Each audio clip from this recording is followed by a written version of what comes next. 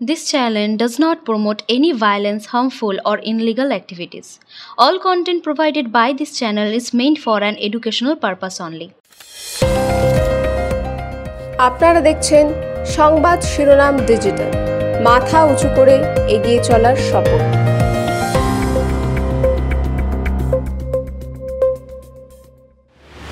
আপনারা দেখছেন সংবাদ শিরোনাম, সঙ্গে আমি জুই। উপরাষ্ট্রপতি জগদীপ ধনখড়ের সাম্প্রতিক কিছু পদক্ষেপ এবং বিরোধী নেতাদের সঙ্গে তার বৈঠক ঘিরে তৈরি হয়েছে নানা জল্পনা। তবে কি সরকারি সৌজন্যের আড়ালে চলছে ভিন্ন সমীকরণ? গত 15 জুলাই উপরাষ্ট্রপতি কার্যালয় থেকে বিরোধী দলনেতা মল্লিকার্জুন খাড়গের সঙ্গে জগদীপ ধনখড়ের 44 সেকেন্ডের একটি ভিডিও শেয়ার করা হয়, যা ভিডিও কনফারেন্সের একটি দৃশ্য। অন্যদিকে গত রবিবার বাদল অধিবেশনের ঠিক শুরুর আগে উপরাষ্ট্রপতি দেখা করেন দিল্লির মুখ্যমন্ত্রী অরবিন্দ কেজরিওয়ালের সঙ্গে, যিনি বর্তমানে কোনো সাংসদ নন। এই সাক্ষাৎ ঘিরেই রাজনৈতিক মহলে উঠেছে প্রশ্ন। অনেকেই আশঙ্কা করছেন এই বৈঠক নিছকই সরকারি সৌজন্য, নাকি এর পেছনে রয়েছে গভীর রাজনৈতিক চাল। এমন কোথাও শোনা যাচ্ছে যে এইসব বৈঠকে ধনখড় নাকি নরেন্দ্র মোদী সরকারের সমালোচনায় করছেন। সাম্প্রতিক পরিস্থিতি 2024 সালে সম্পূর্ণ বিপরীত। সে সময় বিরোধী দলনেতারা ধনখড়ের বিরুদ্ধে পক্ষপাতিত্বের অভিযোগ এনেছিলেন। তবে গত মার্চ মাসে হৃদরোগে আক্রান্ত হয়ে ধনখড় এইমস ভর্তি হন। তারপর থেকে পরিস্থিতি বদলাতে শুরু করে। এরপরেই ঘটে সেই চাঞ্চল্যকর ঘটনা। বিচারপতি ভার্মার বাসভবন থেকে উদ্ধার হয় বিপুল পরিমাণে পোড়া নগদ টাকা। এই ঘটনাটি ধনখড়ের সঙ্গে বিজেপির অভ্যন্তরীণ সম্পর্কে বড় পরিবর্তন আনে।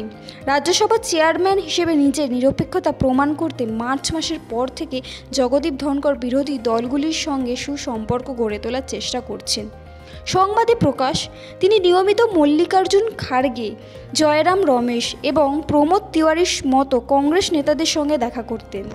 আজীবন আরএসএস সদস্য জগদীপ ধনখড় 2019 সালে লোকসভা নির্বাচনের ঠিক আগে পশ্চিমবঙ্গের রাজ্যপাল হন।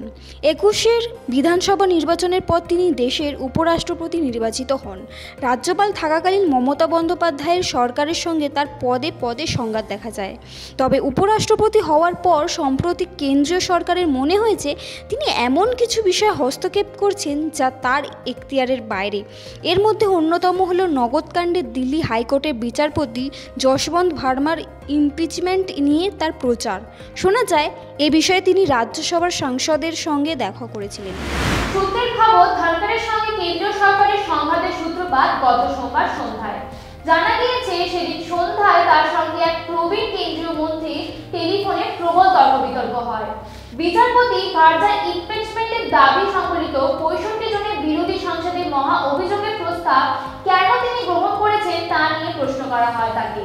সেই সময় ধনখড় রাজ্যসভার চেয়ারপারসন হিসেবে নিজের সাংবিধানিক এখতিয়ারের কথা উল্লেখ করেন। উপরাষ্ট্রপতির ভূমিকা এবং কেন্দ্রের সঙ্গে তার সম্পর্ক নিয়ে এই টানাপোড়েনের নিঃসন্দেহে দেশের রাজনৈতিক মহলে নতুন করে আলোচনা জন্ম দিয়েছে। এই পরিস্থিতি কোন দিকে মোড় নেয় সেটাই এখন দেখার বিষয়। দেখতে থাকুন, সঙ্গে থাকুন সংবাদ শিরোনাম। নমস্কার।